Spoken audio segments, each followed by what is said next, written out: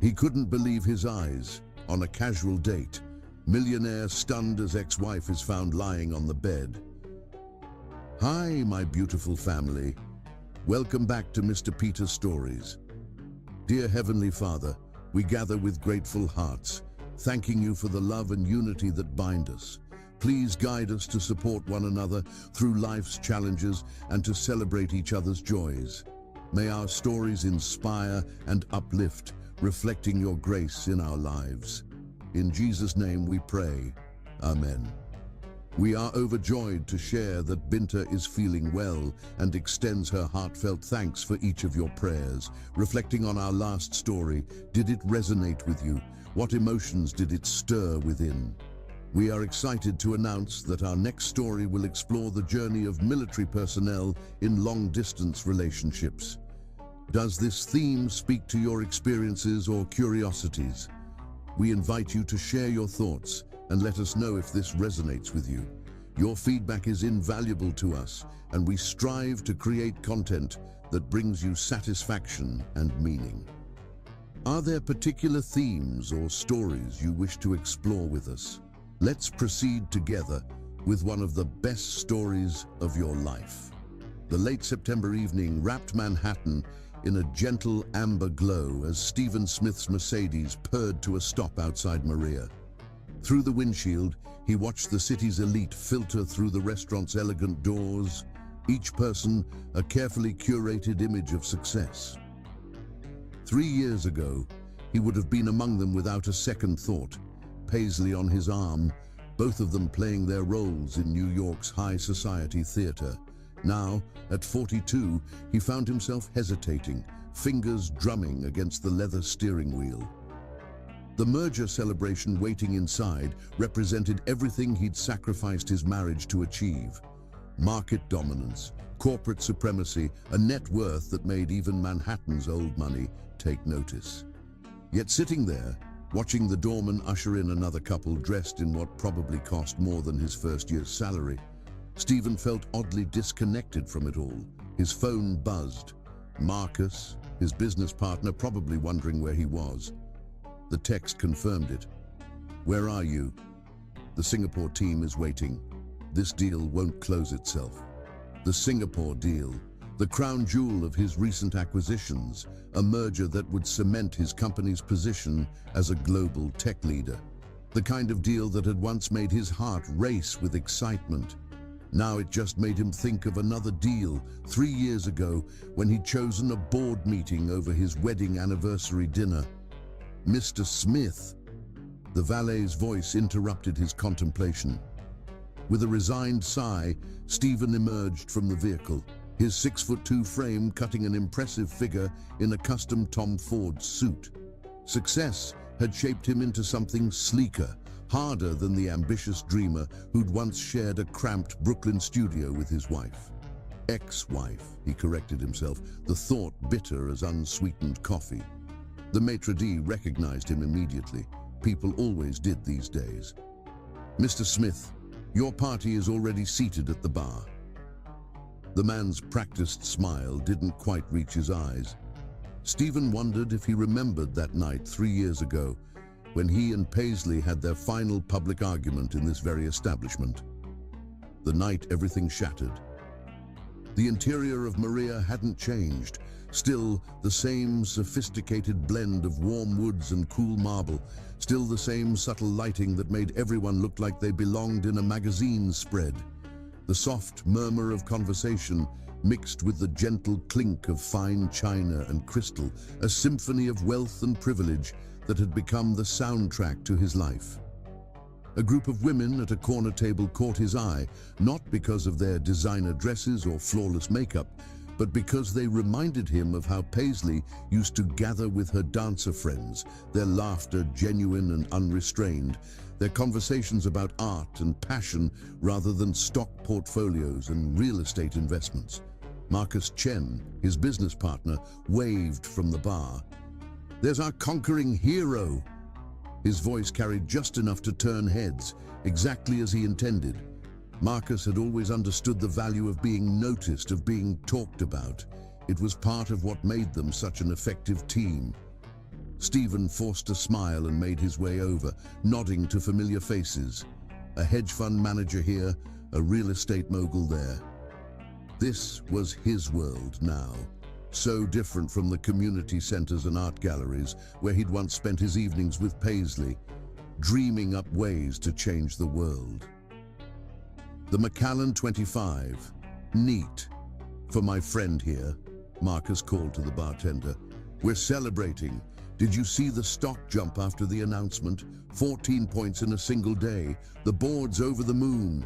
Stephen loosened his Italian silk tie, suddenly feeling as if it were trying to strangle him. The tie was a gift from his personal shopper, another luxury that had once seemed necessary but now felt hollow. Paisley used to buy his ties, always choosing colors that brought out his eyes. She had an artist's understanding of such things. Marcus, I told you, just a quick drink. I have an early meeting tomorrow with... The words died in his throat. Time didn't stop. It never really did, but it certainly stumbled. Through the artfully arranged bottles behind the bar, like a reflection in fractured glass, he saw her, Paisley Sage. The woman who'd once been his everything, seated at a corner table, radiant in a deep burgundy dress that emphasized the rich warmth of her dark skin. She was laughing, head thrown back in that uninhibited way he'd always loved, her natural curls styled in an elegant updo that exposed the graceful line of her neck. The sound of her joy carried across the restaurant, and suddenly he was 28 again, watching her dance in their tiny kitchen to Etta James, pancake batter dripping from a wooden spoon as she serenaded him. Memory crashed over him like a wave. Paisley in their first apartment, teaching him to waltz, insisting that every businessman should know how to move with grace. Her patience as he stumbled through the steps, her delighted laugh when he finally got it right. The way she'd looked at him then, like he was capable of anything, like their dreams were just waiting to be caught and made real. Stephen? Hey, Earth to Stephen! Marcus was saying something about profit margins and market penetration, but the words were just noise, because Paisley wasn't alone. The man sitting across from her was leaning in, clearly captivated. He was younger than Stephen, maybe mid-30s, with the kind of casual confidence that came from old money.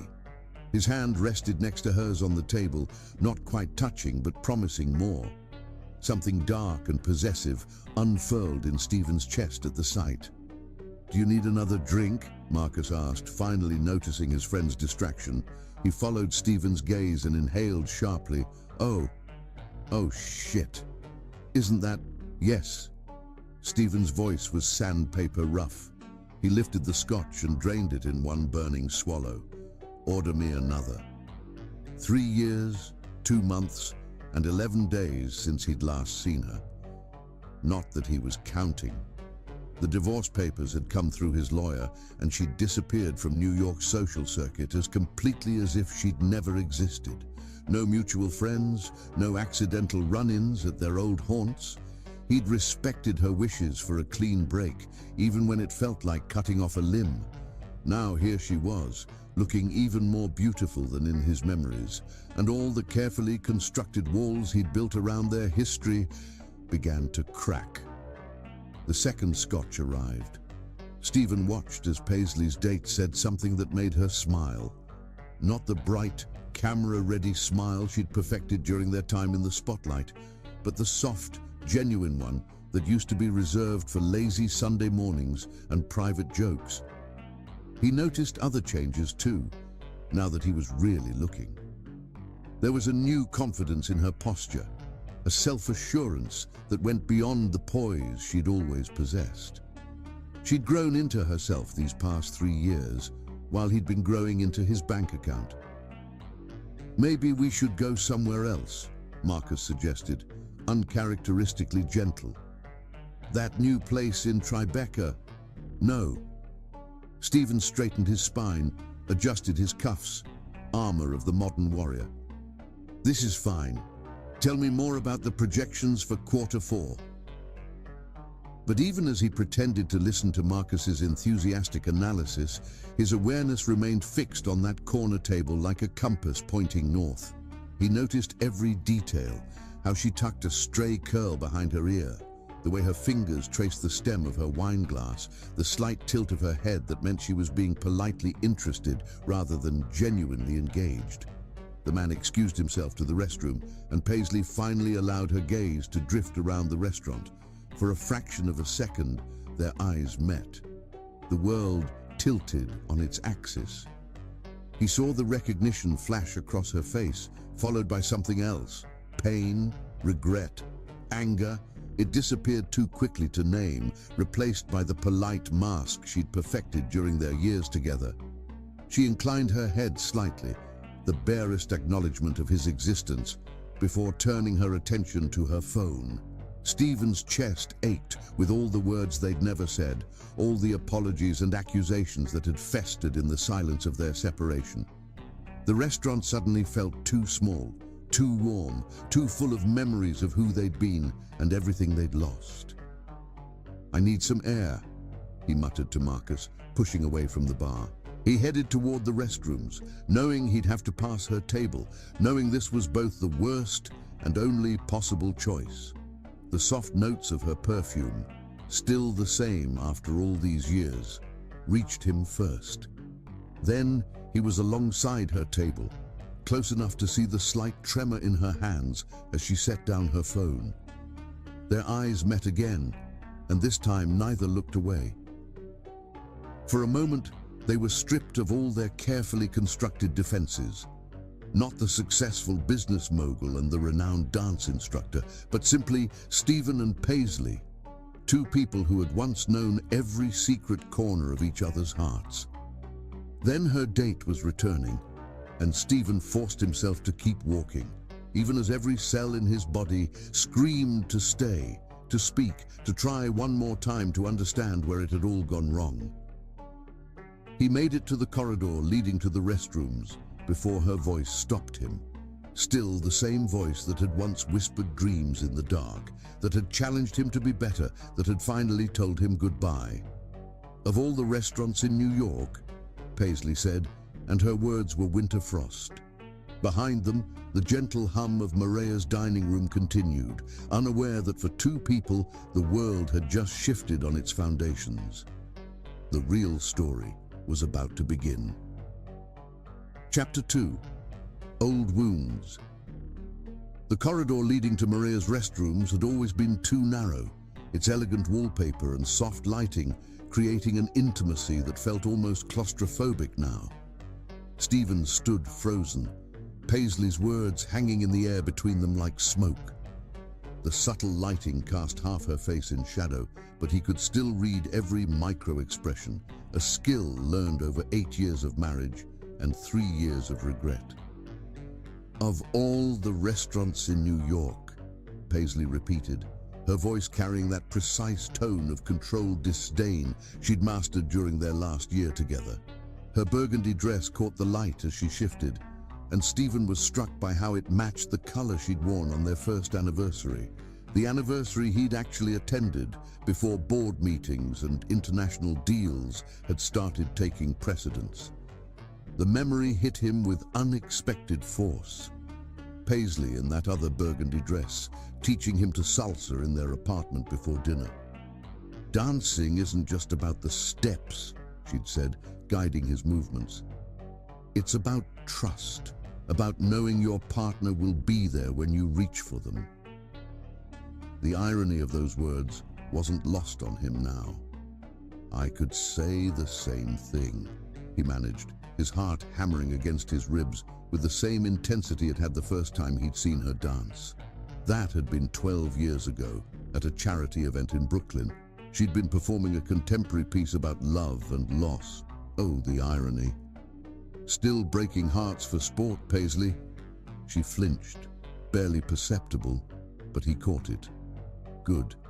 He wanted her to feel something, anything, that matched the storm raging in his chest. The distance between them, barely 3 feet of expensive marble flooring, felt simultaneously too vast and not nearly wide enough. That's rich, coming from the man who chose his empire over his marriage. Her words were precise, carefully chosen weapons. Paisley had always known exactly where to strike to draw blood. She gestured vaguely toward the dining room, where Marcus was probably still talking about the Singapore deal. Tell me, Stephen, how's the view from your penthouse? Still worth everything you sacrificed to get there? The question hit him like a physical blow, forcing him back to that final night in their home. She'd been packing, her movements sharp and angry, while he stood in the doorway pleading with her to be reasonable. The memory of her tears, of the way her hands had shaken as she folded their wedding photos into bubble wrap, still haunted his dreams. "I chose us," he growled, stepping closer. His cologne mingled with her perfume, jasmine and vanilla, still the same after all these years. Every decision, every late night, every deal, it was all for our future. You're the one who couldn't handle the pressure of being a power couple. Paisley's laugh was bitter chocolate, dark and complex. Is that what you tell yourself? That I left because I couldn't handle the spotlight? She shook her head, and a perfectly styled curl came loose, brushing her cheek.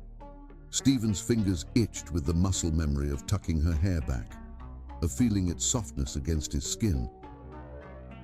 You really haven't changed at all, have you? And you have.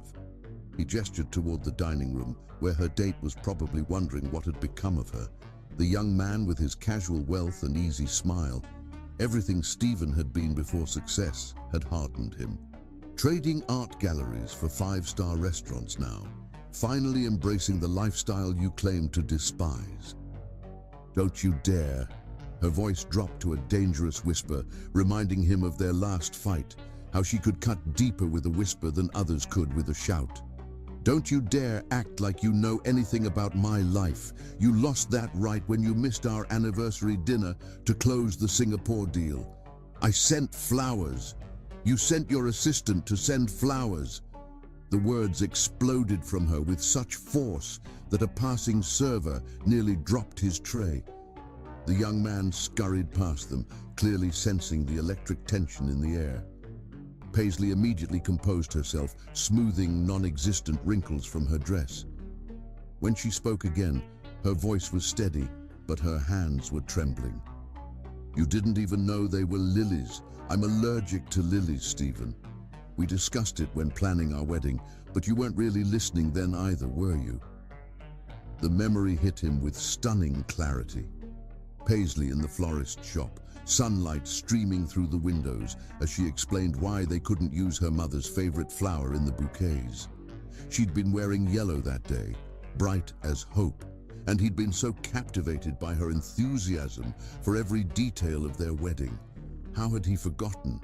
When had he stopped paying attention to these essential details of her? I'm listening now, he said quietly, and something flickered in her eyes.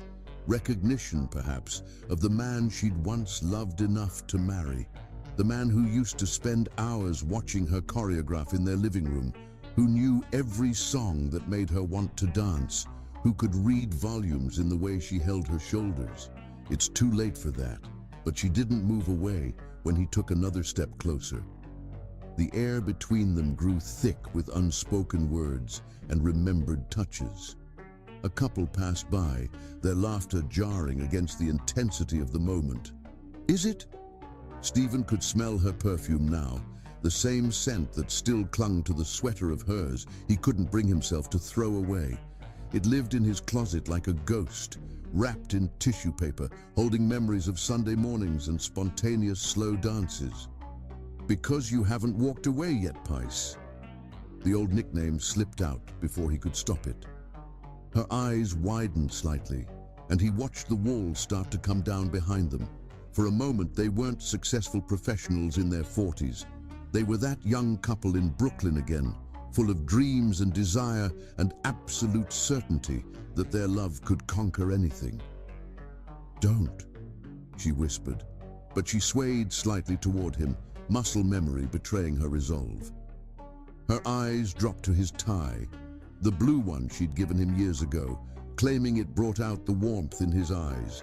He wondered if she recognized it, if she remembered buying it from that tiny shop in the village.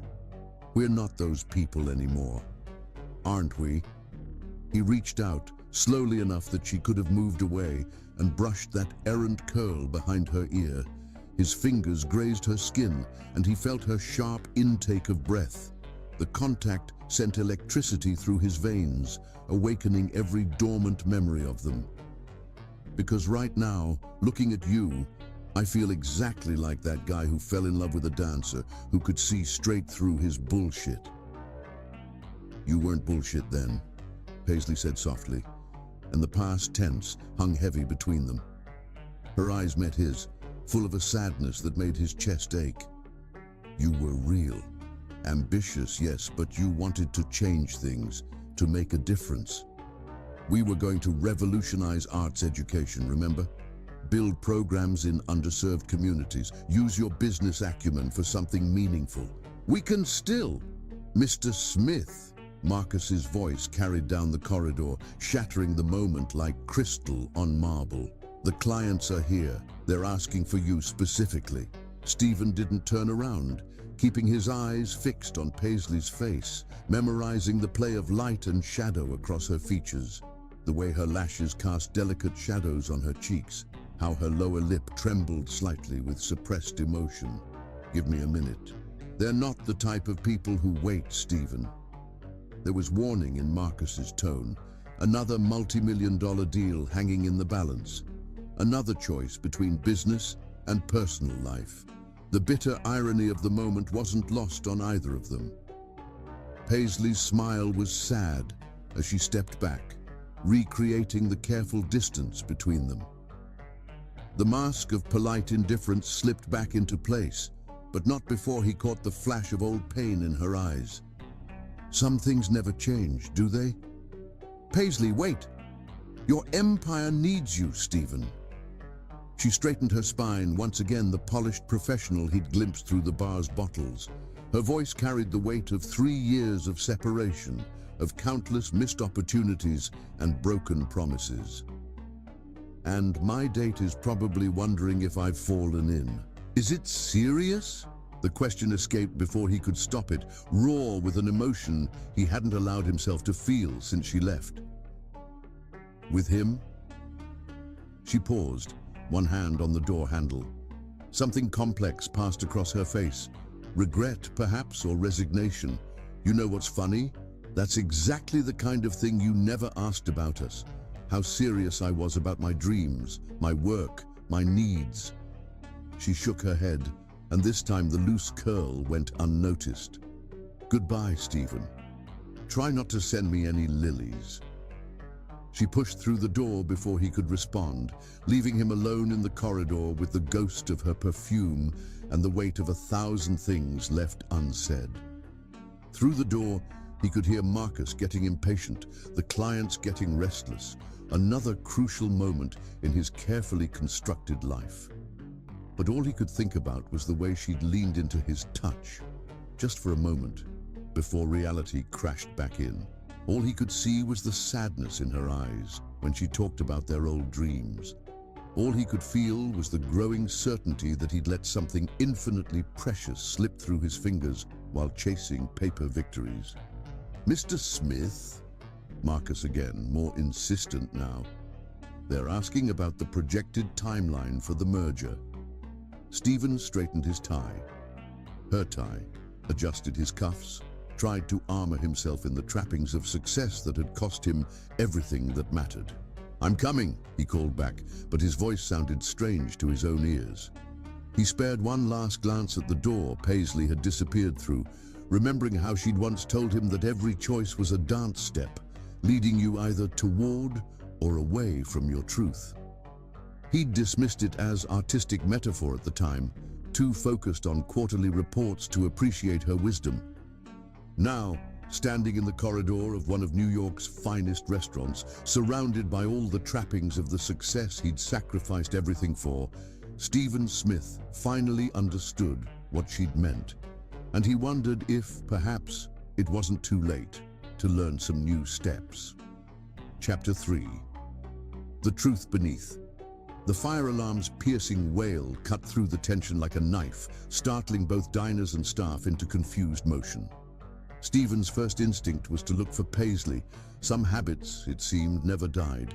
Through the growing chaos of evacuating patrons, he caught glimpses of her burgundy dress as she made her way toward the exit.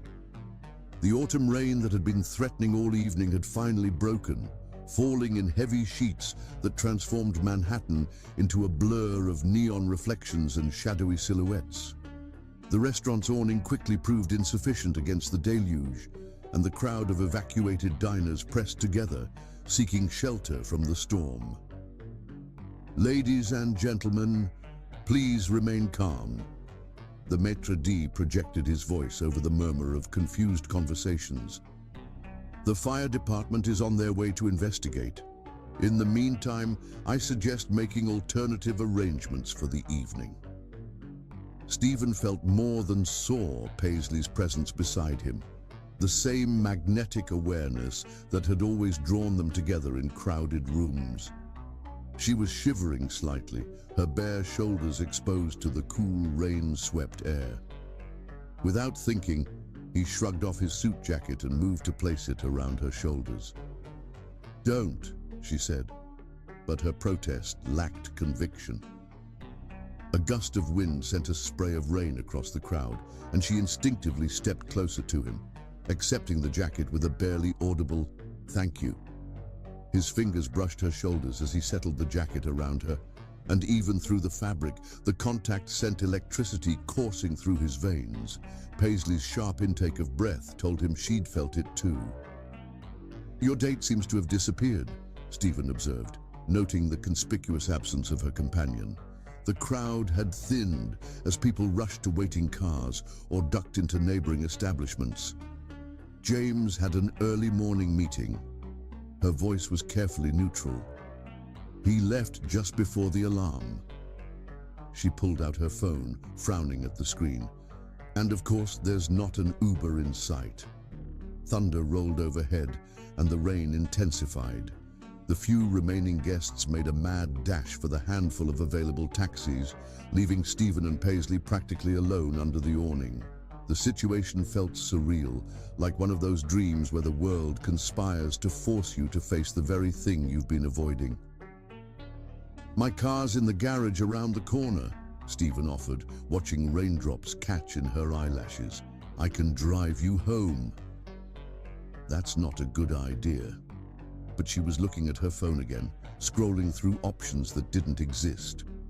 Another crash of thunder, closer this time. The storm was directly overhead now, and the rain was coming down so hard it was bouncing off the pavement. A taxi splashed by, its yellow form distorted by the curtain of water already occupied. Paisley. She looked up at the sound of her name, and for a moment, neither of them breathed. "Let me drive you home." Before she could respond, a firefighter approached them, his reflective gear gleaming in the streetlights. "Sorry, folks, but you'll need to clear the area. We've detected a gas leak in the building." They found themselves being herded away from the relative shelter of the awning, out into the full force of the storm. Paisley cursed softly as her heels slipped on the wet pavement, and Stephen's arm went around her waist automatically, steadying her. She didn't pull away. "Fine," she conceded, pressing closer as another gust of wind drove the rain sideways. "But I'm giving the driver directions." It took Stephen a moment to realize she thought he meant to call a car service. "I wasn't kidding about my car being in the garage," he said, guiding them toward the corner. "Some of us still prefer to drive ourselves." She shot him a look that he couldn't quite interpret. "You always did like to be in control." The walk to the garage was only half a block, but the rain was relentless. By the time they reached the Mercedes, they were both soaked despite their hurried pace. Stephen opened the passenger door for her, another habit he'd never shed, and for once, she didn't comment on the outdated gesture.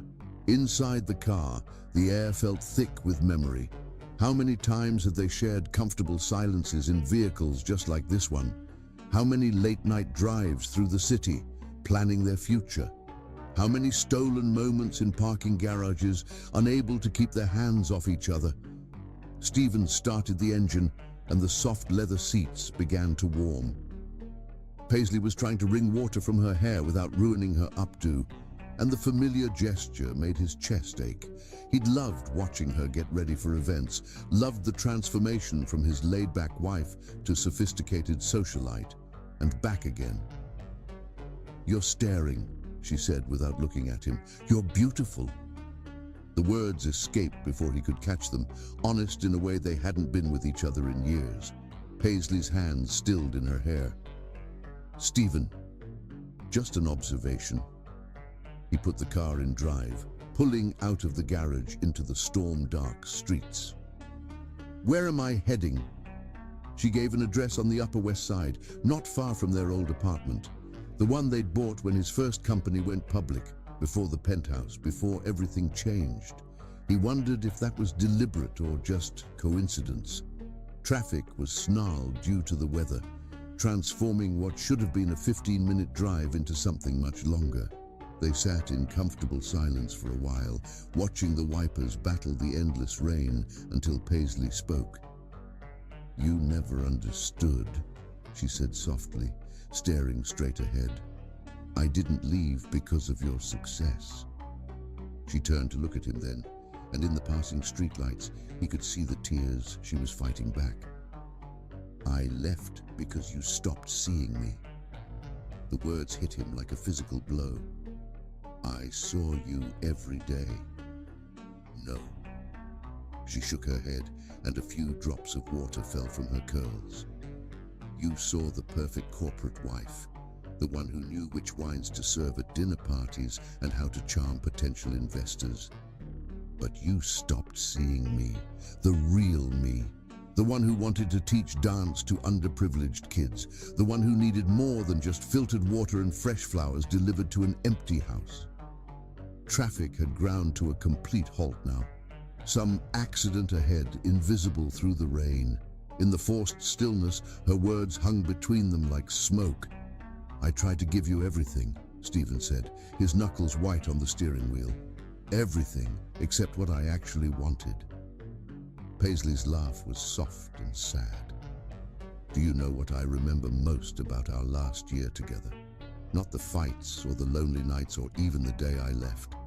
I remember sitting in the garden of that ridiculous house, surrounded by all the luxury you thought would make me happy, and realizing I couldn't remember the last time we'd really talked. Not about business or social obligations or your latest acquisition, really talked, like we used to in that cramped Brooklyn studio, planning how we were going to change the world." Thunder rolled overhead, but neither of them noticed. The car had become its own universe, containing only their truths and the rain. "We were going to start arts programs in underserved schools," Stephen remembered. "Use my business connections to secure funding, your expertise to develop the curriculum. You promised to set up a foundation." There was no accusation in her voice now, just a bone-deep weariness. "What happened to those dreams, Stephen? When did they stop being enough?" He wanted to defend himself, to explain about market pressures and board expectations and the constant need to grow, expand, acquire. But sitting here, watching rain transform the city into watercolor smudges, those reasons felt hollow. "I thought I was building something for us," he said finally. "A legacy, security, everything my parents never had. I never needed security." Paisley turned in her seat to face him fully. "I needed my partner, the man who used to sit through every dance recital, who learned all my students' names, who got excited about grant proposals and community outreach programs." Her voice caught. "I needed the man who saw me." Traffic began to inch forward again, but Stephen hardly noticed. His mind was racing through memories, re-examining them through the lens of her words. How many times had she tried to tell him this? How many conversations had he missed while checking emails or taking calls? "The foundation paperwork was on your desk," she continued quietly. The day I left. 3 months of research, proposals, budgets, everything we needed to start making those dreams reality. It was my anniversary gift to you. She looked out the window, but he could see her reflection in the glass. You never even opened it. The revelation hit him like a physical blow. He remembered the manila envelope, remembered setting it aside for later because he was in the middle of the Singapore negotiations. By the time later came, she was gone. Paisley, Your turn's coming up, she interrupted, pointing to the next intersection. The rain had finally begun to ease, though water still ran in rivers down the windows. He made the turn automatically, mind still processing her words. They were close to her building now, a pre-war structure with elegant architecture and a doorman. The kind of place she'd always preferred over the ultra-modern buildings he gravitated toward. As he pulled up to the curb, neither of them moved to exit the car. The engine idled softly, and outside, the city continued its rain-soaked dance, unaware of the revelations happening within the Mercedes's leather-scented interior. I see you now, Stephen said finally, turning to face her. I know it's too late, but I want you to know, I see you, Paisley. I see all the mistakes I made, all the ways I failed us, and I'm sorry. She was silent for a long moment, studying his face as if searching for something. Whatever she saw there made her breath catch. It's not too late to see, she whispered. It's too late for us. But she didn't move to leave, and in the dim light of the car, with rain drumming on the roof and years of unspoken truths finally surfacing, neither of them quite believed her words. Chapter 4. Midnight Confessions.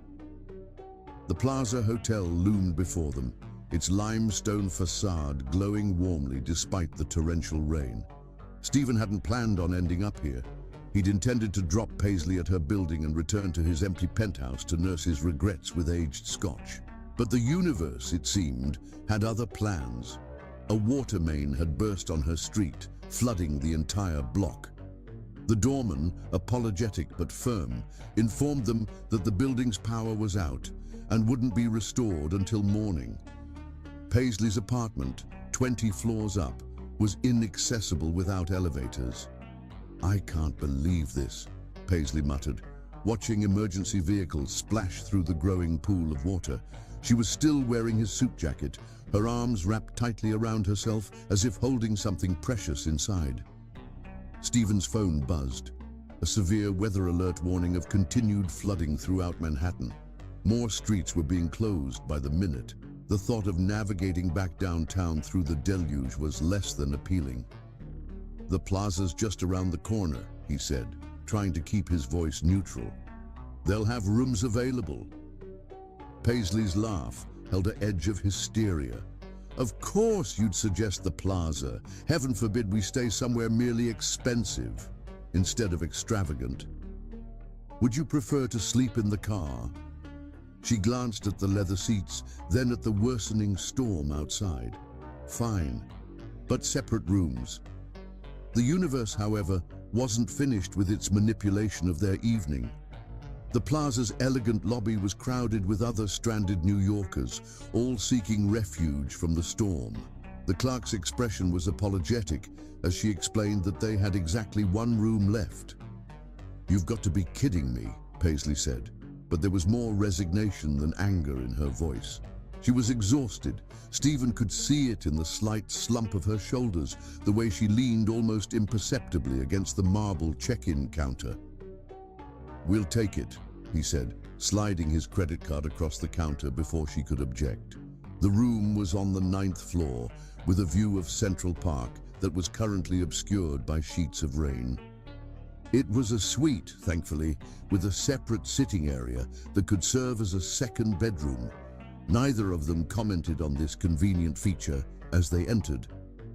I'll take the sofa, Stephen said immediately, heading off any awkward negotiations. Paisley nodded, then gestured to her rain-soaked dress. I don't suppose you packed any spare clothes while planning this elaborate scheme to get me alone? The teasing tone in her voice surprised him. It was almost playful, reminiscent of their early days together. Afraid not, but I'm sure the hotel shop can provide something suitable, even at this hour. 20 minutes later, they were both dressed in ridiculously overpriced Plaza Hotel branded loungewear. Paisley had managed to save her hair, though she'd given up on the elegant updo in favor of letting her natural curls fall loose around her shoulders. The sight made Stephen's heart skip. She looked younger somehow, more like the woman he'd fallen in love with than the polished socialite she'd become. "Remember our first apartment?" he asked, pouring them both a drink from the room's well-stocked bar. The scotch was excellent. He wouldn't have expected anything less from the Plaza. That cramped studio in Brooklyn, when you still had dreams instead of quarterly targets? The words were sharp, but her eyes had softened as she accepted the glass. She curled up in one of the plush armchairs, feet tucked underneath her like she used to do during their late-night conversations. "I still have dreams," Stephen protested, settling into the chair opposite her. Outside, thunder rolled across the city, but in here the storm felt distant, creating a cocoon of intimacy around them. "Do you?" Paisley took a sip of her scotch, studying him over the rim of the glass. "What are they now? Another merger? A bigger penthouse? More zeros in your bank account? You're not being fair." "No." She set her glass down with deliberate care. "Tell me then, Stephen. Tell me your dreams. And please spare me the corporate vision statement version." He was silent for a long moment, watching the play of lamplight on the amber liquid in his glass. "I dream about fixing my mistakes," he said finally. "About being the man you thought I could be, instead of the man I became." The honesty in his voice seemed to catch her off guard. She looked away, but not before he caught the shimmer of tears in her eyes. "When did we lose our way?" she whispered, more to herself than to him. "It wasn't supposed to be like this. We had such big plans. We did." Stephen leaned forward, elbows on his knees.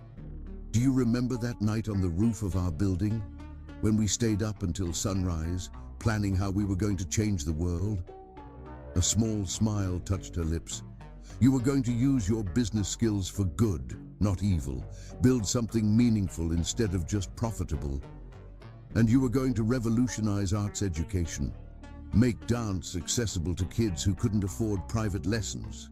He paused, watching her expression carefully. "Are you still teaching?" "Yes." Some of the tension left her shoulders as she talked about her work. "I have a studio now, actually. Small, but it's mine. We offer scholarships to promising students who couldn't otherwise afford training." "That's amazing, Pies." The old nickname slipped out again, but this time she didn't flinch. "You did it. You made your dream happen." "Part of it." She twisted her empty glass between her fingers. "But it could be so much more. There's such a need out there, Stephen. Kids with incredible talent and no way to develop it. Schools cutting arts programs left and right. Sometimes I feel like I'm trying to empty the ocean with a teaspoon."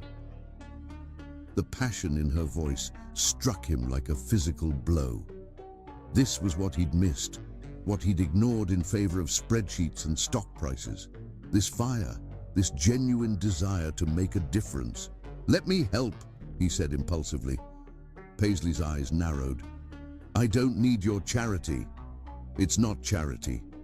He set his glass down and moved to perch on the coffee table in front of her chair, close enough to catch the lingering scent of her perfume. "It's partnership, like we planned. Your vision, my resources. Stephen." There was warning in her tone, but also something else. Longing, maybe. Or hope. "Just listen. We could set up a proper foundation, fund arts programs in schools across the city, build a real performing arts center for underprivileged youth. Everything we talked about that night on the roof. until the next big deal comes along." The words were bitter, but her voice trembled slightly. "Until board meetings and quarterly reports take priority again?" "No." He reached for her hand before he could stop himself, and she didn't pull away. "I mean it, Paisley. I've built my empire, made my fortune. What's the point of all of it if I'm not doing something worthwhile with it?" Her fingers were cold against his palm, and he rubbed them gently, automatically, the way he used to do before performances when she was nervous. The familiar gesture seemed to break something loose in her. "I found the foundation paperwork," she said quietly. "After I left, it was still on your desk, unopened under a stack of acquisition reports." The shame of that revelation burned in his chest. "I know. I found it too late. Read every word of it that night, sitting in our empty house, realizing everything I'd thrown away." A tear escaped, rolling down her cheek. Stephen reached up with his free hand to brush it away, and suddenly they were too close, the air between them charged with memory and possibility. "I won't make the same mistakes again," he whispered. "You can't promise that." But she didn't move away when his hand cupped her cheek. "No," he agreed, "but I can promise to try, to listen, to see you, really see you, the way I should have all along." Thunder crashed outside, closer now, and the lights flickered once before steadying. Paisley's free hand came up to cover his, where it rested against her face. "We're not the same people anymore," she said, but her voice lacked conviction. "Maybe that's not a bad thing." His thumb traced her cheekbone, and he felt her shiver. "Maybe we needed to become who we are now to understand what we had then." "Stephen." His name was barely a breath on her lips. "Tell me to stop," he murmured, leaning closer. "Tell me this isn't what you want, and I'll go sleep on the sofa and never mention this again." Instead of answering, she closed the distance between them, pressing her lips to his with a hunger that matched his own. Years of regret and longing poured into the kiss, transforming it into something almost desperate.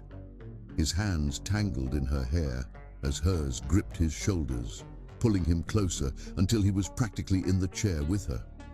When they finally broke apart, both breathing heavily, the storm outside seemed to mirror the turbulence within. Rain lashed against the windows, and lightning illuminated the tear tracks on Paisley's face. "This is a mistake," she whispered, but her fingers were still twisted in his shirt. "Probably," he agreed, pressing his forehead against hers. "But it feels like the first right thing I've done in 3 years." She laughed softly, the sound caught somewhere between a sob and genuine mirth. "We're supposed to be moving on, living separate lives. How's that working out for you?" He brushed another kiss against her lips, lighter this time, full of promise rather than desperation. "Terribly." She sighed, melting against him. "I hate that you still affect me like this." "No, you don't." "No," she admitted, "I don't." Chapter 5.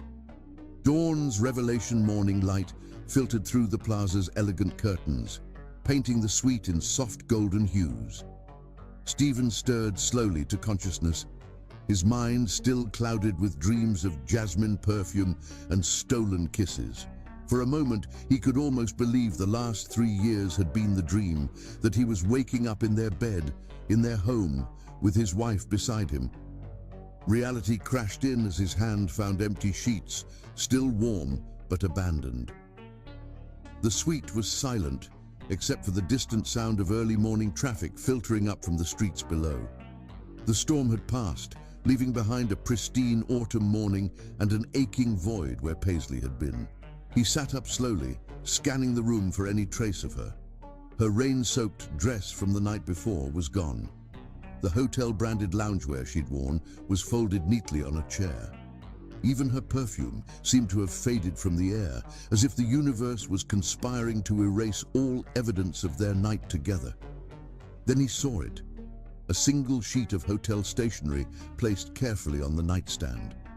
His heart contracted painfully as he reached for it, recognizing Paisley's elegant handwriting. Some things are better left in the past. P. 5 words. After everything they'd shared last night, the confessions, the kisses, the whispered promises against skin, she'd left him with just 5 words. The paper crumpled in his fist as memories of the previous night washed over him. They'd talked for hours, really talked, like they hadn't done in years. About their dreams, their regrets, the moment each of them realized their marriage was slipping away. She'd cried when he admitted reading her foundation proposal the night she left, and he'd held her, promising to make it right. Then there had been that first kiss, tentative at first, then deepening into something that felt like coming home. They'd made their way to the bedroom slowly, rediscovering each other with a mixture of familiar comfort and exciting newness. Every touch had felt significant, weighted with history and possibility. "We should stop," she'd whispered at one point, even as she pulled him closer. "We should," he'd agreed, trailing kisses down her neck. "Tell me to stop." But she hadn't. Instead, she'd whispered his name like a prayer, and they'd lost themselves in each other until the storm outside was forgotten. Now, in the harsh light of morning, Stephen tried to pinpoint the moment everything had changed. Had it been something he'd said? Something he hadn't said? Had she been planning her escape even as she lay in his arms, telling him about her dreams for her dance studio?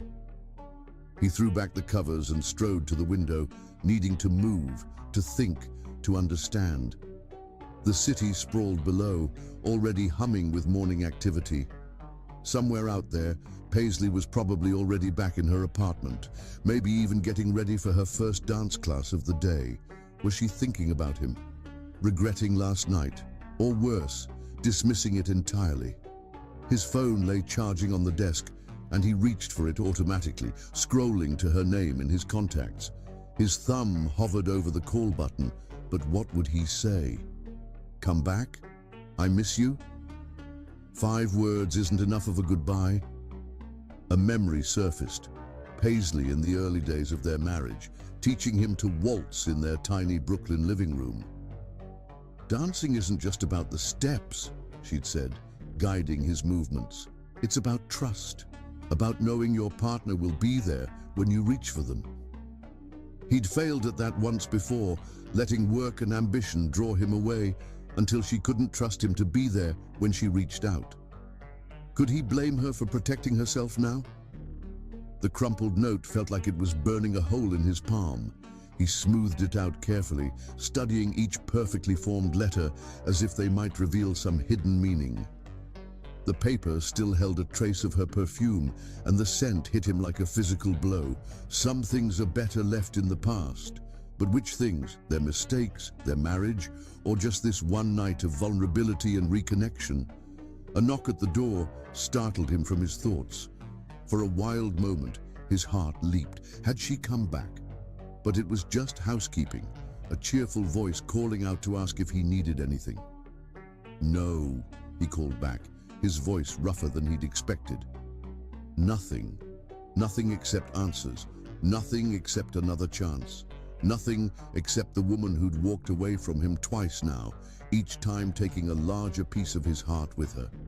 He showered and dressed mechanically, his mind racing through possible next steps. He could go to her studio.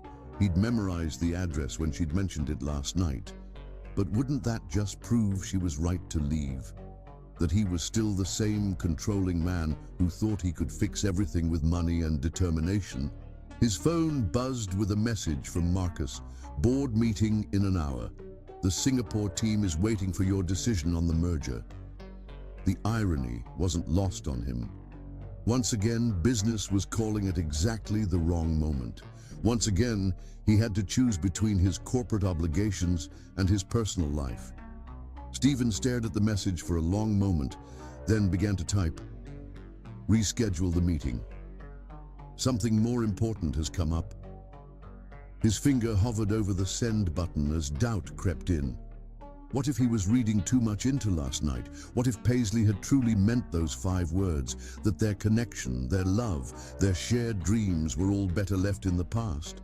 But then he remembered the way she'd looked at him when he'd talked about helping with her foundation. The hope that had flickered in her eyes before caution had shuttered it away. The way she'd melted into his embrace, as if her body remembered, even when her mind was telling her to be careful. The sheet of hotel stationery caught his eye again, and suddenly he saw something he'd missed before. On the back, barely visible, was an impression from her pen pressing too hard. The beginning of another note she'd apparently decided not to leave. He held the paper up to the light, trying to make out the words, "I want to believe." 3 words she hadn't meant him to see, but they changed everything. She wanted to believe. In him, in them, in the possibility of second chances. His phone buzzed again. Marcus, probably wondering why he hadn't responded. Stephen ignored it, his mind already shifting into strategic mode. If Paisley wanted to believe, he would give her reasons to, not with grand gestures or expensive gifts. Those were the tools of his old self, the man who thought he could buy happiness. No, this time he would show her with actions, with commitment, with proof that he'd learned from his mistakes.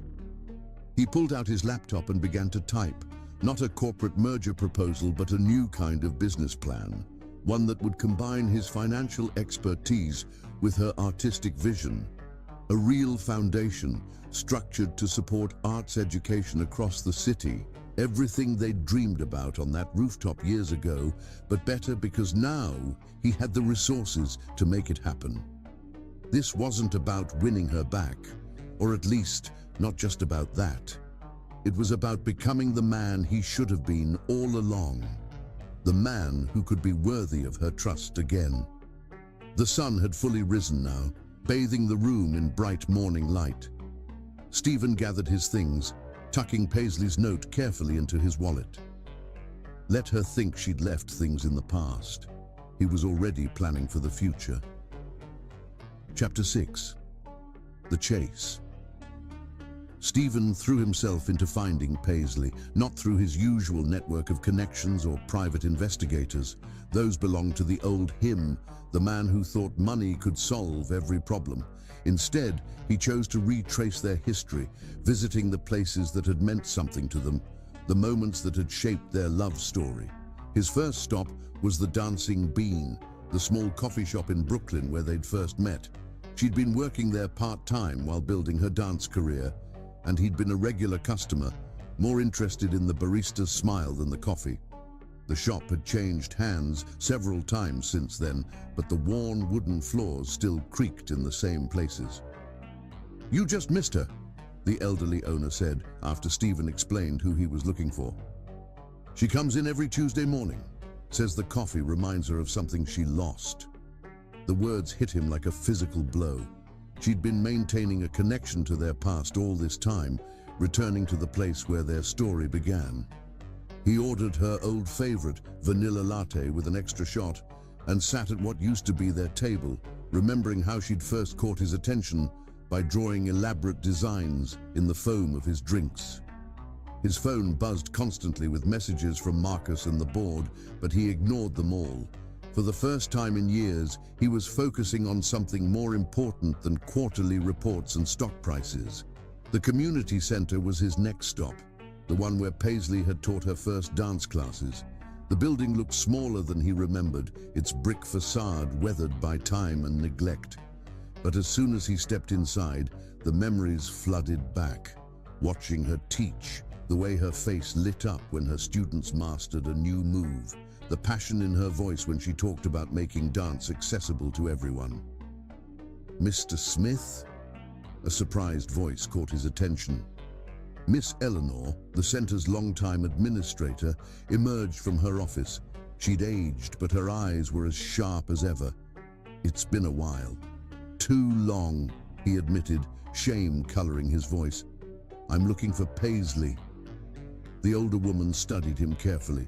"She's not here. Hasn't been since the foundation fell through." There was accusation in her tone, well deserved. Those kids lost more than just dance classes when that happened. Stephen swallowed hard. I know. I want to make it right. Make it right? Miss Eleanor's laugh was bitter. Do you know how many talented kids we've had to turn away because we can't afford proper instruction? How many dreams got deferred because someone decided they weren't worth investing in? Each word was a dagger, but Stephen forced himself to listen. This was part of his penance, understanding the real impact of his choices, not just on Paisley, but on all the lives they'd promised to help. Show me, he said quietly. For the next 2 hours, Miss Eleanor walked him through the center's needs. The leaking roof, the outdated heating system, the worn-out dance floors that were becoming dangerous. She showed him folders full of applications from children who wanted to learn but couldn't afford even the modest fees the center charged. Paisley used to pay for some of them herself, Miss Eleanor mentioned casually, watching his reaction. Still does when she can afford it, even after everything she couldn't bear to see talent go to waste. That was so typically Paisley, still fighting for her dreams, even without the resources she should have had. Still trying to make a difference, one student at a time. Stephen pulled out his checkbook, but Miss Eleanor held up a hand. We don't need your guilt money, Mr. Smith. These kids need commitment, consistency, someone who won't disappear when things get tough. You're right. He tucked the checkbook away. Which is why I'm not just writing a check. I'm rebuilding the foundation, properly this time. Full funding for arts education, scholarships, facility improvements. Everything Paisley originally planned, but bigger. Because you want to win her back. Because she was right. Stephen ran a hand through his hair, emotion making his voice rough. About everything. About what matters. About using success for something meaningful. I lost sight of that. But I see it now. Miss Eleanor's expression softened slightly. She's teaching at Studio 23 on West 54th Street. Tuesday and Thursday evenings, advanced contemporary class. Thank you. Stephen turned to leave, then paused. The foundation paperwork. Would you still have a copy? Third drawer of the filing cabinet, right where she left it 3 years ago. The manila envelope was dusty but intact. Inside, Stephen found page after page of Paisley's vision, detailed plans for programs, budgets, curriculum outlines. She'd thought of everything, from transportation for students who couldn't afford subway fare to practice clothes for those who couldn't buy their own. He took the papers back to his office, ignoring the pile of merger documents on his desk. For hours, he immersed himself in Paisley's dream, updating budgets, expanding scope, making notes about potential corporate partnerships that could help sustain the programs long term. The sun was setting when his secretary buzzed him. Mr. Smith, the board is asking about the Singapore deal. They need an answer by morning. Stephen looked at the 2 sets of documents on his desk. The merger that would add millions to his company's value, and Paisley's carefully crafted plans to change young lives through dance. The choice felt symbolic somehow, a test of whether he'd really learned anything. Tell them I'm passing on the deal, he said firmly. And Clara, clear my schedule for the next month. I have a different project that needs my full attention. He worked late into the night, fueled by coffee and determination. By morning, he had a complete proposal, not just for reviving Paisley's foundation, but for creating a full-fledged performing arts center. The budget was 3 times what she'd originally planned, but he knew the resources were there. They always had been. He'd just been using them for the wrong things. Studio 23 turned out to be a converted warehouse space, all exposed brick and high windows. Stephen arrived early, watching from the doorway as Paisley led her advanced class through a complex routine. She moved with the same grace he remembered, but there was something different about her now. A strength that hadn't been there before, born of surviving heartbreak, and rebuilding herself. One of her students spotted him and whispered something, causing Paisley to turn. Their eyes met across the studio, and for a moment, everything else faded away. Then she turned back to her class, professional mask firmly in place. That's all for today, everyone. Remember to work on those transitions for next week. The students filed out, some glancing curiously between their teacher and the man in the expensive suit who was so obviously out of place in their bohemian studio. Soon, they were alone. If you're here about last night, Paisley began, but Stephen cut her off. I'm here about 3 years ago. He held up the manila envelope. I finally read your proposal, all of it, and I have some ideas I'd like to discuss. Chapter 7, Hidden Truths. At the community center, Stephen discovered why Paisley had really left.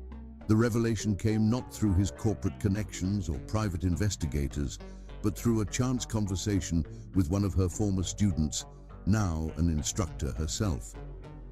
I remember the day everything changed, Maria said, running her hand along the bar in the practice room. Miss Paisley had been so excited about the foundation, she'd been working late every night, fine-tuning the proposals, making sure everything was perfect.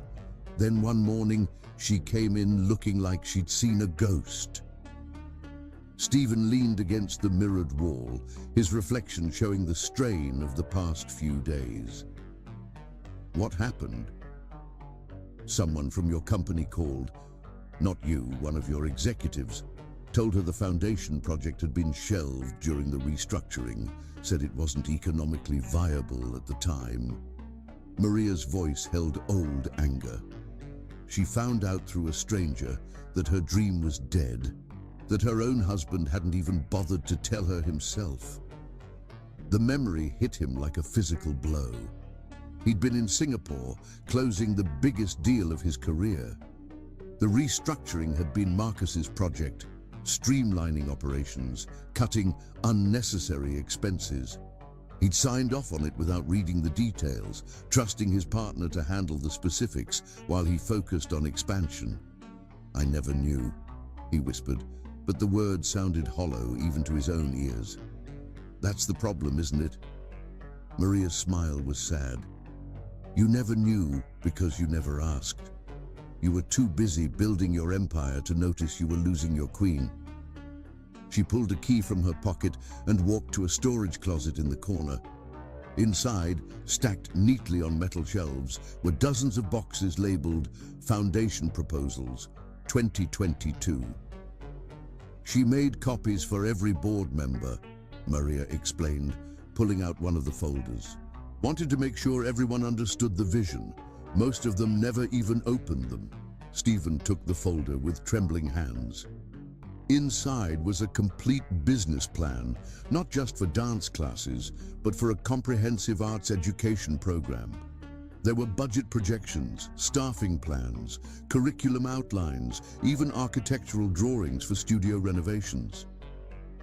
This must have taken months, he said, flipping through the pages. Almost a year. Maria watched him closely. She worked on it every night after classes, said it was going to be her anniversary gift to you, proof that she could be both an artist and a businesswoman, that she understood your world. The irony was bitter. While Paisley had been learning about profit margins and ROI projections, he'd been pushing her further away, dismissing her hobby as something that couldn't possibly compete with his corporate ambitions. There's more, Maria said quietly. She pulled another box from the shelf, this one unlabeled.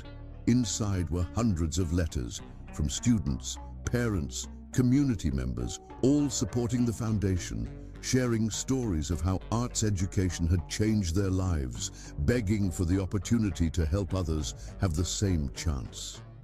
She was building a movement, Stephen realized, not just a foundation.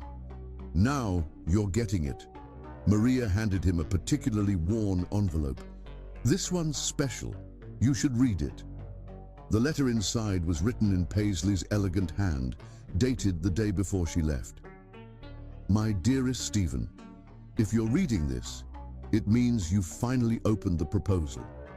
I've imagined this moment so many times. You sitting at your desk, discovering that your dancer wife understands more about business than you thought, that I've been learning your language while you were too busy to notice. I wanted to prove I could be part of your world without losing myself, that we could build something meaningful together, combining your business acumen with my artistic vision, a legacy that would matter more than merger deals and stock prices. But as I write this, I already know you won't read it.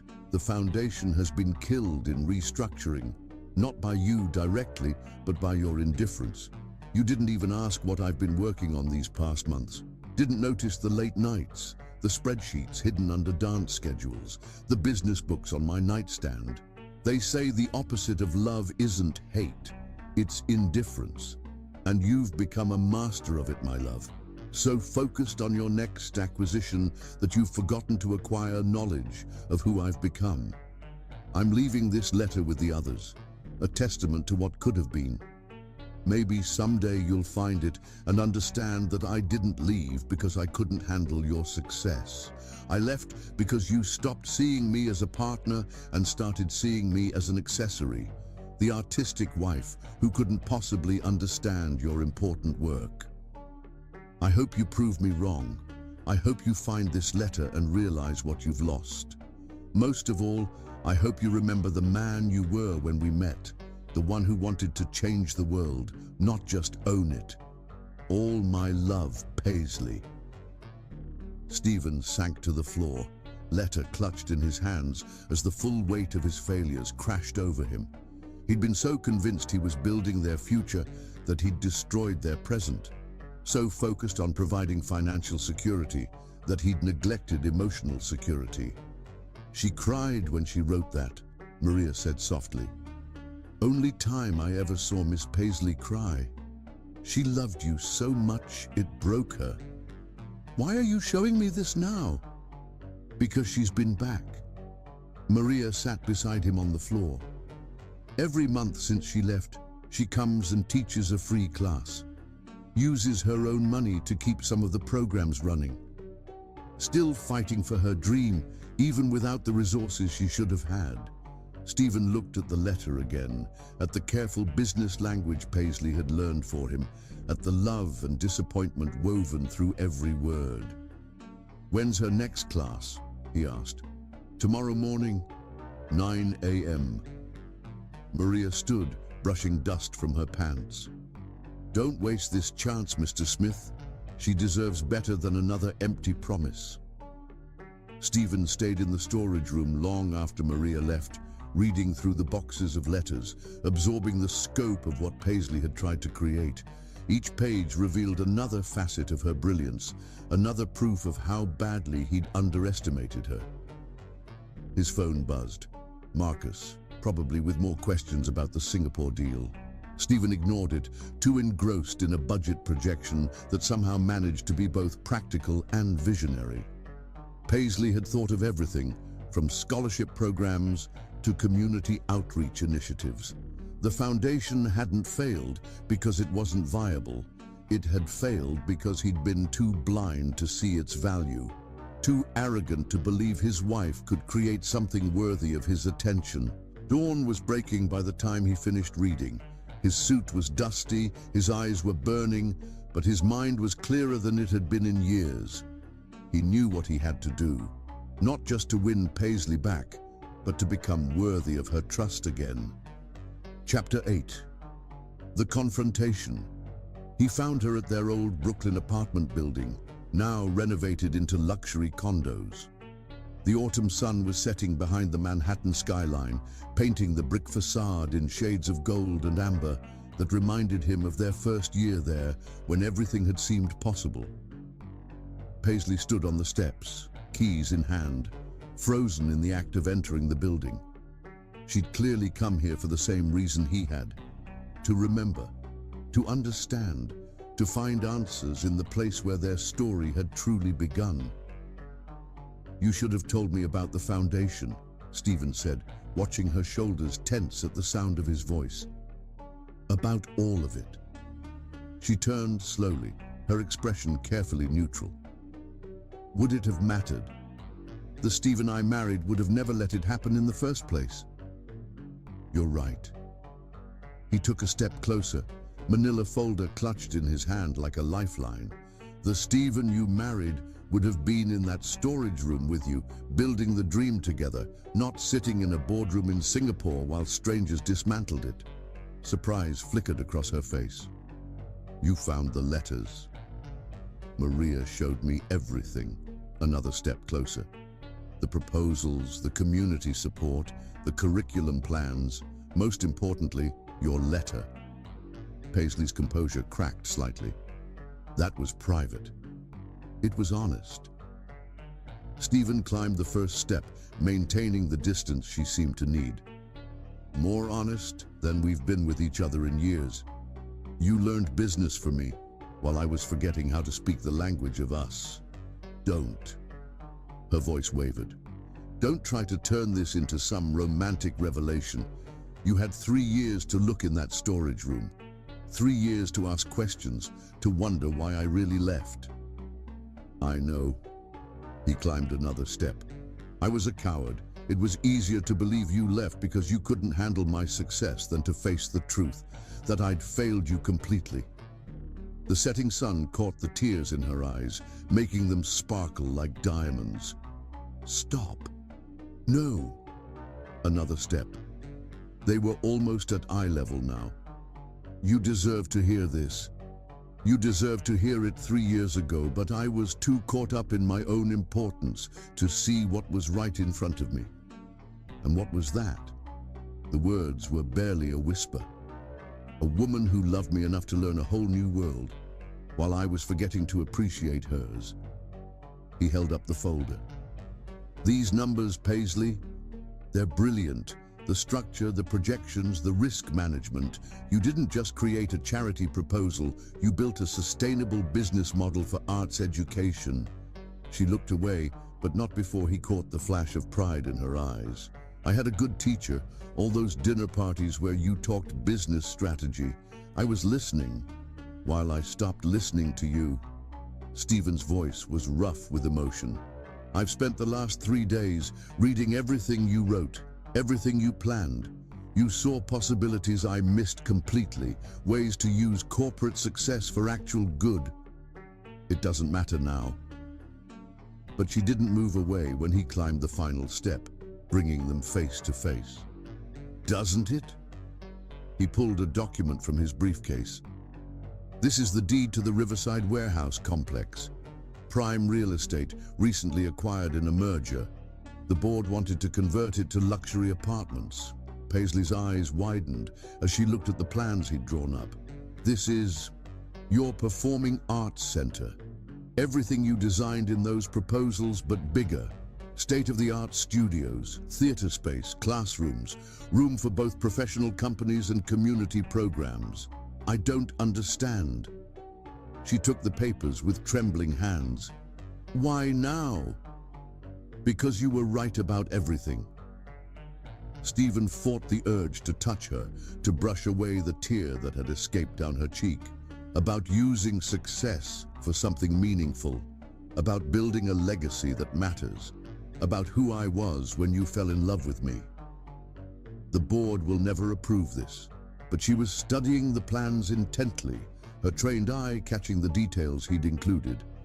The sprung floors she'd specified in her original proposal, the adjustable bars for different height levels, the community spaces designed to bring artists and audiences together. They already have. He smiled at her startled look. Turns out when you present something as both a tax write-off and a major PR coup, even the most hardened executives can see the value, especially when the CEO makes it clear it's non-negotiable. You risked your position for this? No. Stephen finally gave in to temptation, reaching out to brush that tear from her cheek. I remembered my position. The whole reason I started building this company was to make a difference. Somewhere along the way, I forgot that profit wasn't the only measure of success. Paisley leaned into his touch for a moment before catching herself and stepping back. This doesn't change anything between us. Doesn't it? He let his hand fall but held her gaze. You wrote in your letter that you hoped I'd remember the man who wanted to change the world, not just own it. I remember him now. More importantly, I want to be him again. People don't change, Stephen. No, he agreed. But sometimes they remember who they really are. Sometimes they just need someone to believe in them enough to make them see it. Like you believed in me? The words were sharp, but her voice trembled. You didn't even read the proposal, didn't ask what I was working on, didn't notice I was trying to bridge our worlds. I notice now. He gestured to the building behind her. Remember our first night here? How we sat on the floor eating takeout because we hadn't bought furniture yet? You told me your dream of making dance accessible to everyone, not just those who could afford private lessons. I promised to help make it happen. You made a lot of promises. I'm making new ones now. Stephen pulled another document from his briefcase. The foundation has been reinstated. Full funding, independent board of directors. You'll have complete artistic control. No corporate interference, no restructuring without your approval. Paisley stared at the papers, her professional mask cracking further. Why are you doing this? Because it's right. Because these kids deserve the chance you wanted to give them. Because you deserve to see your vision become reality. He paused, then added softly, because I love you. Still, always. Don't. The word was almost a sob. You can't just walk back into my life with grand gestures and expect everything to be fixed. I know. He resisted the urge to pull her into his arms, to comfort her the way he used to. I'm not asking for forgiveness. I'm not even asking for a second chance. I'm just asking you to let me help make your dream come true. The rest, that's up to you. She looked up at him then, really looked, and he felt stripped bare by her gaze. The man I married would have done this with me, not for me. Then let me do it with you now. Stephen held out his hand. Partners, equal voices, equal vision, the way it always should have been. Paisley stared at his outstretched hand for a long moment. The sun had set completely now, leaving them in the gentle glow of streetlights and memory. Somewhere in the distance, a saxophone player began a slow, melancholic tune. Chapter 9. Breaking point. I became exactly what you wanted. Stephen exploded, his voice echoing off the brick walls of their old apartment building. The saxophone player had long since packed up and left, leaving them alone in the growing darkness. A man worthy of you. His words hung in the space between them, heavy with years of misunderstanding. Paisley stood her ground, tears streaming freely down her face now, all pretense of composure abandoned. Worthy of me. Her laugh was broken glass. I fell in love with a dreamer who wanted to change the world, not a man who only cared about changing his bank balance. Everything I did was for us. Stephen ran his hands through his hair in frustration, pacing the small landing. Every deal, every expansion, every sacrifice, it was all to give you the life you deserved. The life I deserved. Paisley's voice rose to match his intensity. When did I ever ask for penthouses and private jets? When did I ever say I needed anything more than what we had right here? She gestured to the building behind them, their first real home together. You deserved more than a cramped apartment and second-hand furniture. I deserved to be seen. The words exploded from her with such force that they both took a step back. I deserved a partner who remembered our anniversary without his assistant reminding him, who came to my performances without checking his phone every 5 minutes, who asked about my dreams instead of assuming he knew what was best for me. The truth of her words hit him like physical blows. Each accusation stripped away another layer of his carefully constructed justifications, leaving him raw and exposed. Do you know what I remember most about our last year together? Paisley's voice had dropped to a whisper, somehow more devastating than her shouts. Not the empty bed or the missed dinners or even the foundation being killed. I remember sitting in that ridiculous penthouse, surrounded by everything money could buy, and realizing I couldn't remember the last time you really looked at me. "I'm looking now," Stephen said softly, taking a step toward her. "I see you, Paisley. I see everything I missed, everything I took for granted." "No." She held up a hand to stop his approach. "You see what you lost. There's a difference. Then help me understand." He gestured to the foundation papers still clutched in her hand. "Show me who you are now. Let me learn you again, the way I should have all along." "Why?" The question seemed to catch in her throat. "So you can disappear into another merger the moment things get difficult. So I can watch you choose your empire over our dreams again." "I gave up the Singapore deal." The words fell between them like stones in still water. "Walked away from the biggest merger in company history because I finally understood what matters." Paisley's eyes widened slightly. "You what?" "The board's probably drafting my resignation as we speak." He laughed, but there was no bitterness in it. "Turns out, when you publicly declare that your company's priorities need to shift from profit margins to community impact, shareholders get nervous." "You're going to lose everything you built." She said it like a fact, not a question. "No." Stephen took another step closer, and this time she didn't back away. "I'm going to build something better, something real, with or without the company's support." "What are you saying?" "I'm saying I've got enough personal wealth to fund the foundation myself. To build the Performing Arts Center, establish the scholarship programs, create everything you dreamed of. It won't be easy. We'll be starting from scratch, fighting uphill against the corporate world I used to rule. But isn't that what we always wanted? To make real change, not just talk about it?" "We?" Paisley's voice caught on the word. "There is no we anymore, Stephen. You made sure of that. Then why are you still here?" He gestured to the darkened street around them. "Why did you come to our old building tonight? Why have you been teaching free classes at the community center all these years?" "Because someone had to keep the dream alive." The words seemed to burst from her against her will. "Because those kids deserved better than broken promises and corporate restructuring. Because I couldn't bear to watch another talented dancer give up because they couldn't afford proper training." "And you think I could?" Stephen closed the distance between them, close enough to see the tears clinging to her lashes. "You think I don't hate myself for letting it all fall apart? For betraying not just you, but everything we believed in?" "Stop." But she didn't move away. "You can't fix this with grand gestures and emotional speeches." "I'm not trying to fix it."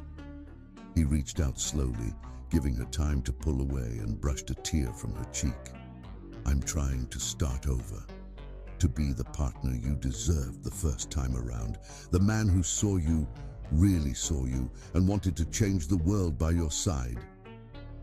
That man disappeared into boardrooms and business class lounges a long time ago." "No." Stephen's hand cupped her face gently. "He just lost his way. But someone very wise once told him that every choice is a dance step, leading you either toward or away from your truth. I'm choosing my steps more carefully now." Paisley's breath hitched, recognition flickering in her eyes. "You remembered that?" "I remember everything." His thumb traced her cheekbone softly.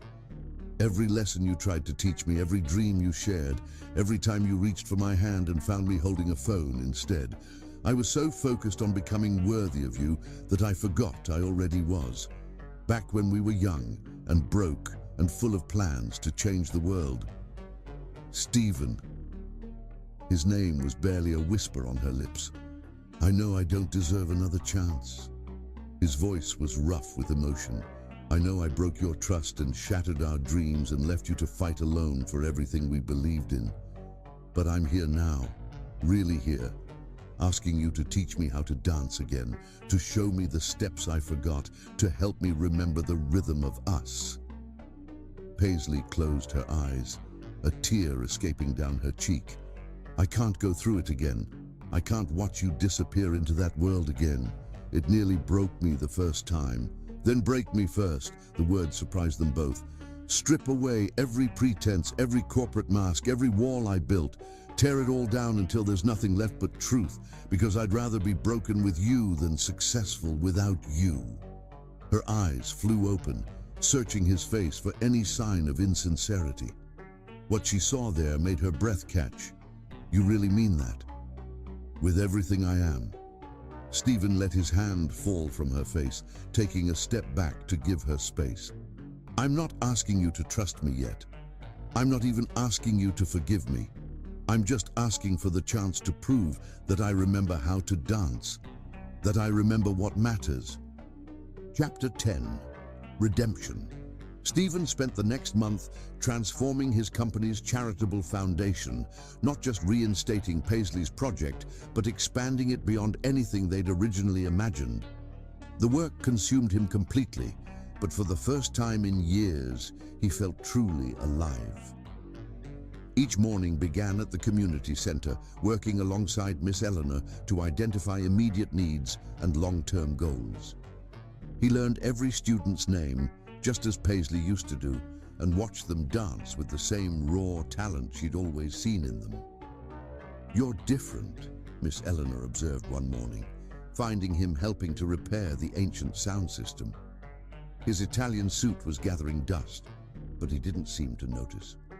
More like the young man who used to sit in the back of the room, watching Paisley teach with stars in his eyes. I'm remembering who I was, Stephen replied, testing the speakers. Who I'm supposed to be. The transformation of his corporate image was equally dramatic. The press had a field day with headlines like "Tech Mogul Trades Profits for Pirouettes" and "Wall Street Wonder Goes Non-Profit."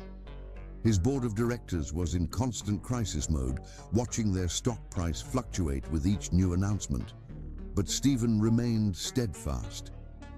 He converted the Riverside warehouse into a state-of-the-art performing arts center, exactly as Paisley had envisioned in her original plans.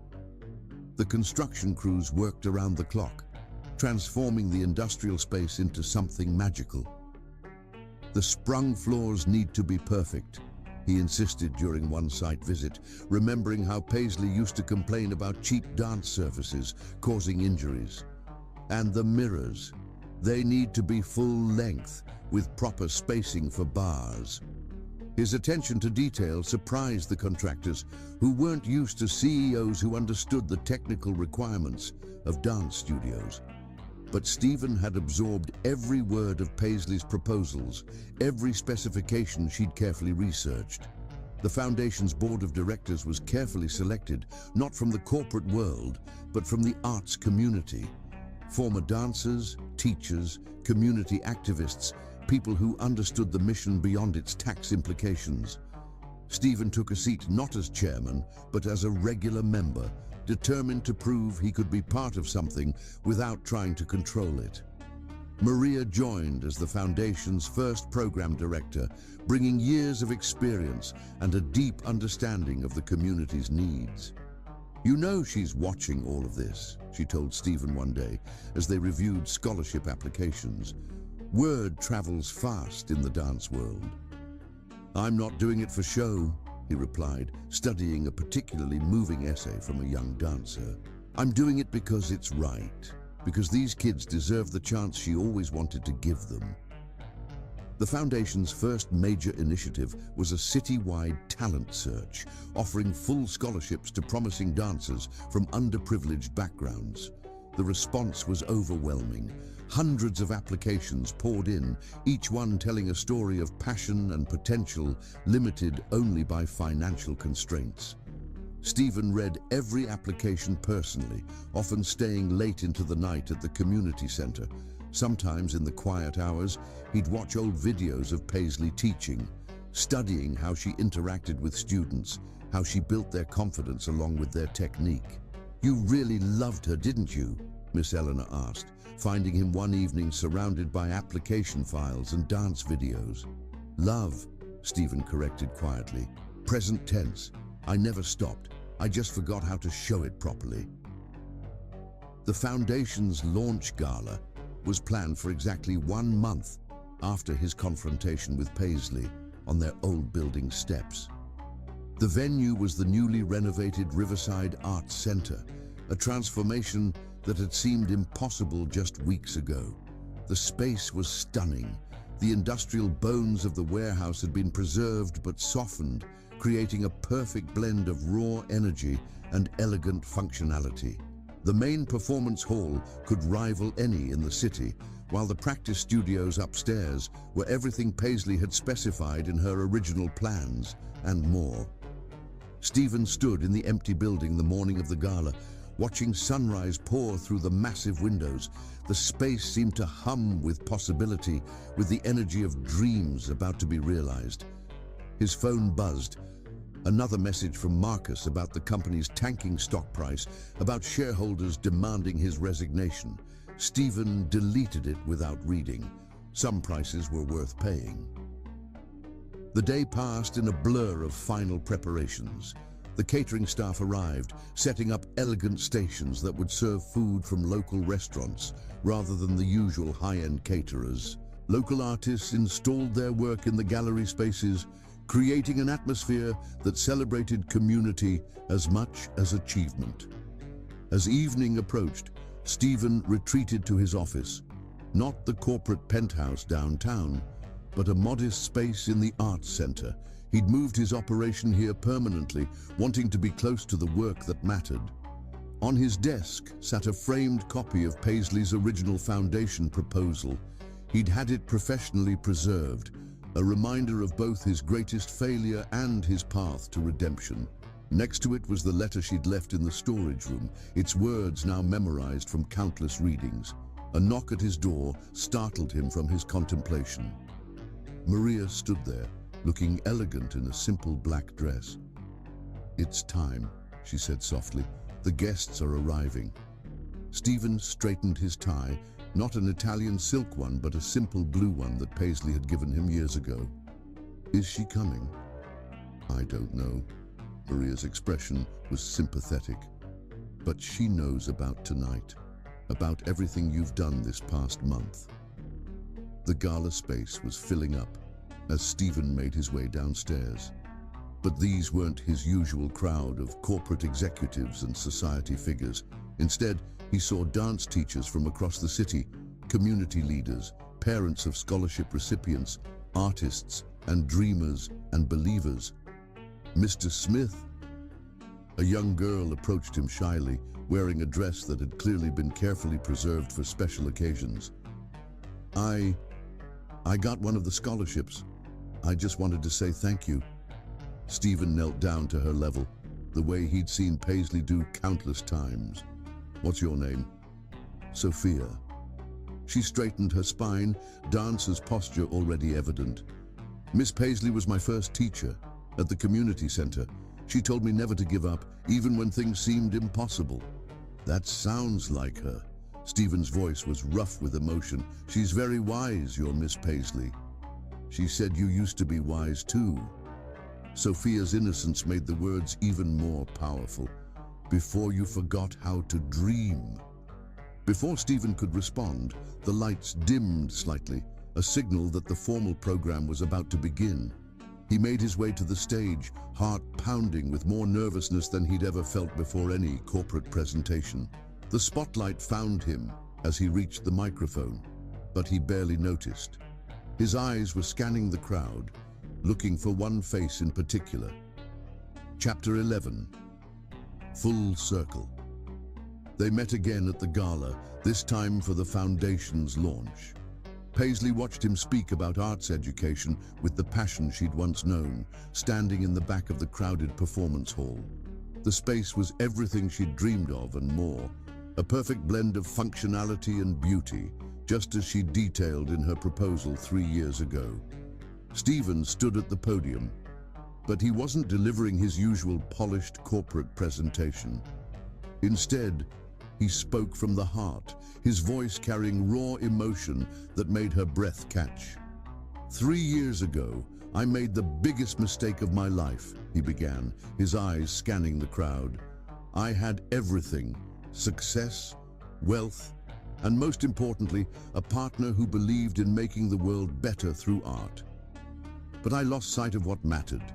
I chose spreadsheets over dreams, acquisitions over passion, and in doing so, I lost not just my wife, but my own sense of purpose.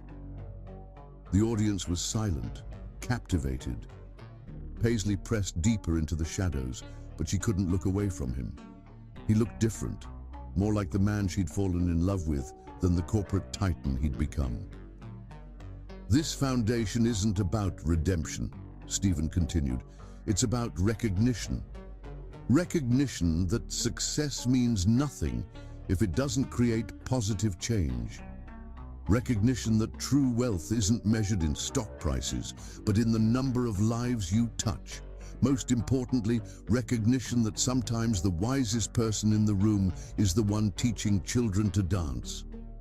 His voice caught slightly on the last words, and Paisley felt tears threatening. She remembered countless conversations, trying to make him understand exactly what he was saying now. Every detail of this art center came from a proposal written 3 years ago by someone who understood that art isn't a luxury, it's a necessity. Someone who saw the potential in every child who couldn't afford private lessons. Someone who knew that dance could change lives, build confidence, create community. The spotlight caught the tears in his eyes as he gestured to the space around them. Look around you. The sprung floors that prevent injuries, the adjustable bars that accommodate different heights, the community spaces designed to bring artists and audiences together. None of this was my vision. It all came from a dancer who learned to speak the language of business just to make her dreams understood. Paisley's hand flew to her mouth, stifling a sob. She'd spent months researching those specifications, presenting them in corporate terms she thought he'd appreciate. He'd never even looked at them, until now. Tonight, we're not just launching a foundation, Stephen continued. We're fulfilling a promise that should have been kept long ago. Every scholarship, every program, every opportunity we create will carry forward the vision of someone who never stopped believing in the power of art to transform lives.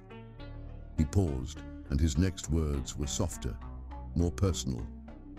Paisley, if you're here tonight, and I hope you are, I want you to know something. You were right about everything. About what success really means, about using privilege for purpose, about the importance of really seeing people. I'm sorry it took me so long to understand. The audience burst into applause, but Paisley barely heard it over the pounding of her heart. She watched as Stephen introduced the scholarship recipients, each one representing a dream she'd thought was lost forever. Young dancers from across the city took the stage, performing pieces they'd prepared for the occasion. Their talent was raw, unpolished, but beautiful in its authenticity.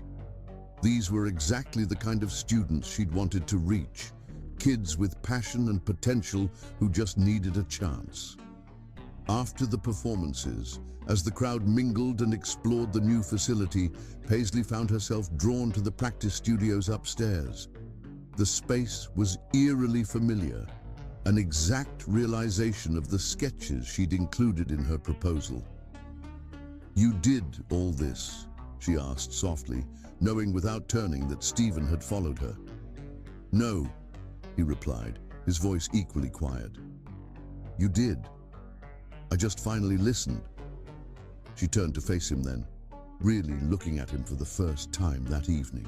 He wore the blue tie she'd given him years ago, the one he'd claimed was too plain for important meetings. "The board must be furious," she said, running her hand along the perfectly installed bar. "Converting prime real estate into a non-profit arts center, your stock price must be in free fall." "Probably," he shrugged. and the gesture was so reminiscent of the young dreamer she'd fallen in love with that it made her heart ache. But for the first time in years, I'm building something that matters. Why now? The question that had been burning inside her for weeks finally escaped.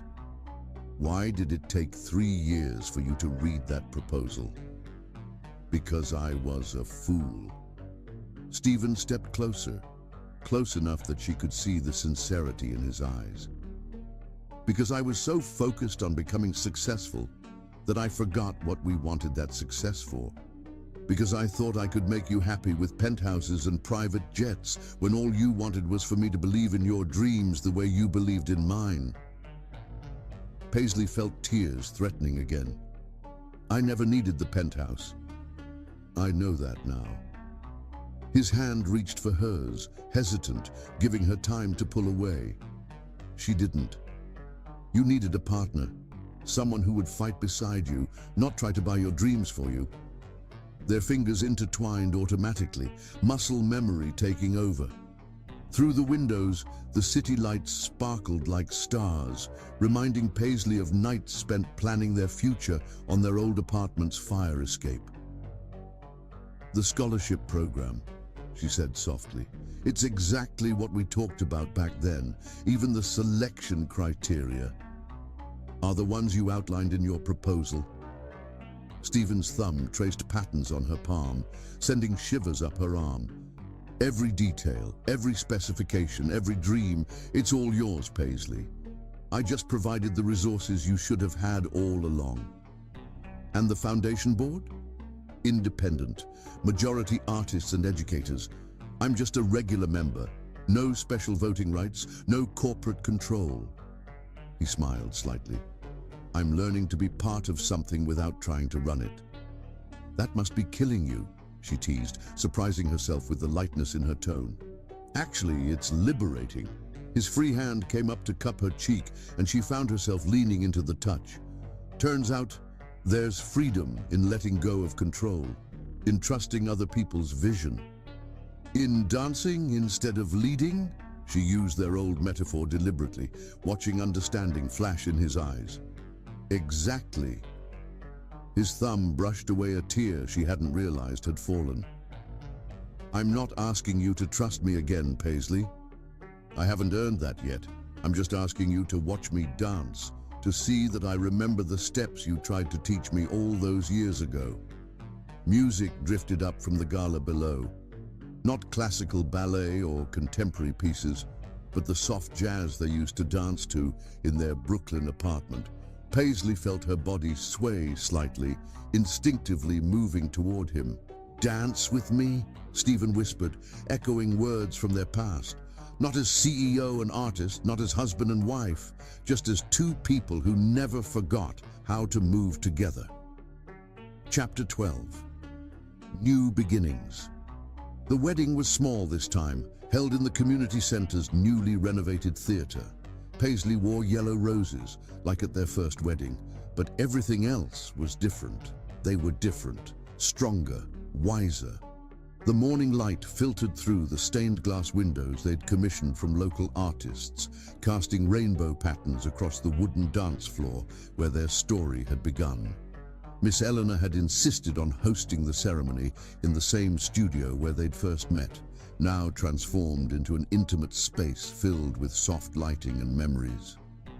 The old mirrors had been preserved, silent witnesses to their journey from young dreamers to lost souls and back to each other again. Each reflection held echoes of past dance classes, of stolen glances and rediscovered truths. The guests were a perfect blend of their worlds. Stephen's corporate executives sat beside Paisley's dance students. Foundation board members mingled with community artists. This time, there was no separation, no careful division between business and art. They had finally learned to dance in harmony. Students from Paisley's classes performed a piece they'd choreographed specially for the occasion, a contemporary ballet about second chances and rediscovered dreams. The dancers moved through the space like living poetry, telling the story of love lost and found again. Stephen watched from the front row, tears in his eyes, fully present in a way he'd never been at their first wedding. Each movement spoke to him now, the language of dance no longer foreign, but deeply familiar. When it was time for their vows, they didn't use traditional words. Instead, they spoke from their hearts, their promises echoing off the mirrors that had witnessed their journey. "I promise to see you," Stephen said, his voice rough with emotion. "Not just look, but really see. To notice every dream, every passion, every moment. To be present, not just in body, but in spirit. To remember that success isn't measured in stock prices or market shares, but in the dreams we dare to chase together." "I promise to believe in us," Paisley replied, squeezing his hands. Her eyes sparkled with tears and joy. "To remember that love isn't about grand gestures or perfect moments, but about choosing each other every day. About dancing together, even when the steps get complicated. About trusting that even if we stumble, we'll find our rhythm again." The reception was held in the arts center they'd built together, their shared vision finally realized. Young dancers mingled with business executives, artists chatted with investors, and the space hummed with the energy of possibilities. The walls displayed photographs of their journey. The old Brooklyn apartment, the community center's first classes, the foundation's launch, each image telling part of their story. Their first dance wasn't a carefully choreographed waltz like at their first wedding. Instead, they swayed together to the same jazz music that had played in their Brooklyn apartment all those years ago. The song was "At Last" by Etta James, the same one Paisley had been singing when Stephen first realized he was in love with her. As they moved across the floor, Stephen whispered, "I see you, Paisley Sage Smith. I see your strength, your passion, your unwavering belief in the power of art to change lives. I see the woman who never gave up on her dreams, even when I forgot how to dream myself." She smiled, pressing closer. "I see you too, Stephen Smith. I always did. Even when you lost your way, I saw the man who wanted to make a difference. The man who finally remembered that the greatest success stories aren't written in profit margins, but in the lives we touch and the dreams we make possible." Around them, their guests watched not just two people dancing, but two worlds finally finding their perfect rhythm.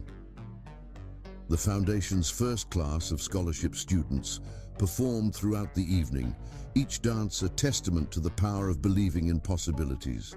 The Arts Center had become more than just a building.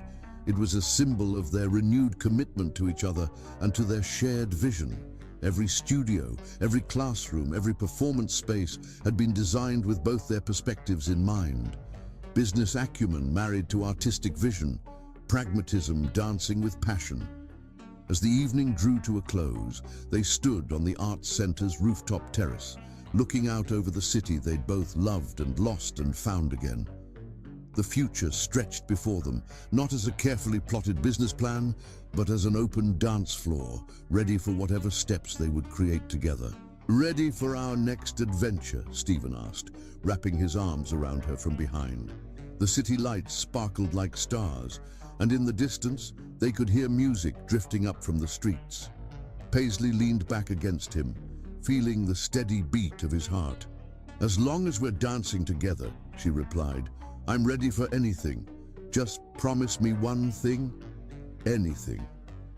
Promise me we'll never stop seeing each other, really seeing, not just the surface, but everything underneath. The dreams, the fears, the everyday moments that make up a life together."